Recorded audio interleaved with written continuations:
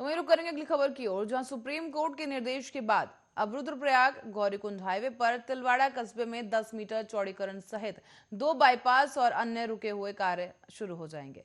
NH अधिकारियों के अनुसार आला स्तर पर निर्देश मिलते ही हाईवे चौड़ीकरण की कार्रवाई शुरू कर दी गई। इस दौरान आपको बता दें कि प्रधानमंत्री नरेंद्र मोदी के ड्रीम प्रोजेक्ट में शामिल चारधाम ऑल वेदर रोड परियोजना में रुद्रप्रयाग गौरीकुंड हाईवे अब चकाचक हो जाएगा। यहां तिलवाड़ा कस्बे में जहां 14 मीटर भूमि अधिग्रहण के बाद सड़क 10 मीटर ब्लैक टॉप होगी, साथ ही 3 किलोमीटर लंबे अगस्त्य यमुनी बाईपास और 12 किलोमीटर लंबे कुंड लवारा गुप्तकाशी बाईपास का कार्य भी फिर से शुरू हो जाएगा।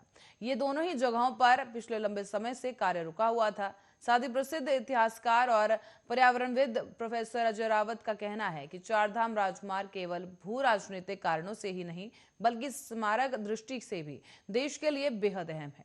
प्रोफेसर रावत का कहना है कि देश की आजादी से पहले अंग्रेजों ने न केवल इसका महत्व समझा बल्कि इस क्षेत्र को खासी तवज्जो भी दी थी। सुप्रीम कोर्ट की ओर से चारधाम राजमार्ग की मंजूरी देने के फैसले को सही बताते हुए प्रोफेसर रावत ने अमर उजाला एक बात करते हुए बातचीत में कहा कि 19वीं शताब्दी में अंग्रेजों ने इस क्षेत्र के महत्व को अच्छी तरह से समझ लिया था। साथ ही प्रोफेसर अजय रावत बताते हैं कि ब्रिटिश शासन से पहले भारतीय शासक भी सीमावर्ती गांवों के महत्व को खूब समझते थे। उन्होंने बताया कि यही कारण था कि तब तत्कालीन शासकों ने बद्रीनाथ मंदिर का और उसकी एक शाखा पश्चिम तिब्बत क्षेत्र थिलोंग मठ में भी स्थापित की थी। बद्रीनाथ के प्राचीन रिकॉर्ड के भी इस बात की पुष्टि करते हैं।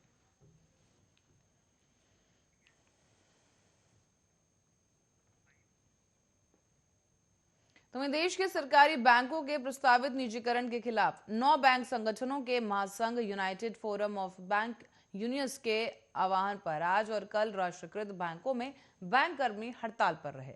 राजधानी देहरादून, हरिद्वार और हल्द्वानी समेत कई राज्य के लगभग सभी इलाकों के सरकारी बैंक गुरुवार को हड़ताल पर रहे और ऐसे में इन बैंकों में 16 और 17 दिसंबर को कोई कामकाज नहीं किया गया। उधर उत्तराखंड ग्रामीण बैंकों ने 2 दिवसीय हड़ताल को नैतिक समर्थन देने का फैसला लिया है। इसी क्रम में देहरादून के घंटाघर स्थित इलाहाबाद बैंक के सामने हड़ताली बैंक कर्मियों के प्रदर्शन की खबरें सामने आई।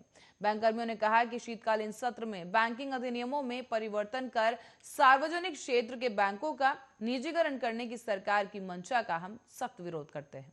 लंबे समय से आंदोलन करने के बाद भी सरकार की ओर से कोई सकारात्मक फैसला नहीं लेने की वजह से 2 दिवसीय हड़ताल करने का ये फैसला बैंक कर्मियों ने लिया है। बताते चलें कि 16 और 17 दिसंबर को राष्ट्रीयकृत बैंकों के बैंक कर्मियों और इन सभी ने स्थित सेंट्रल बैंक ऑफ इंडिया के सामने हड़ताल कर सरकार के खिलाफ प्रदर्शन किया। बैंक कर्मियों ने कहा है कि बैंकों का निजीकरण होने से बैंक कर्मियों के साथ ही लोगों को भी भारी नुकसान उठाना पड़ेगा। आपको बता दें कि यूएफबीओ के संयोजक समदर्शी बथड़वाल ने कहा है कि बैंकों का निजीकरण कर सरकार कॉर्पोरेट पूंजीपतियों को लाभ पहुंचाना चाहती है। इसके विरोध में 16 और 17 दिसंबर को बैंक कर्मी हड़ताल पर हैं। वित्त मंत्री निर्मला सीतारमण ने फरवरी में दरअसल पेश किए गए केंद्रीय बजट में यह घोषणा की थी कि 2 सरकारी बैंकों का निजीकरण किया जाएगा। सरकार अपने विनिवेशक कार्यक्रम के तहत यह निजीकरण करने जा रही है।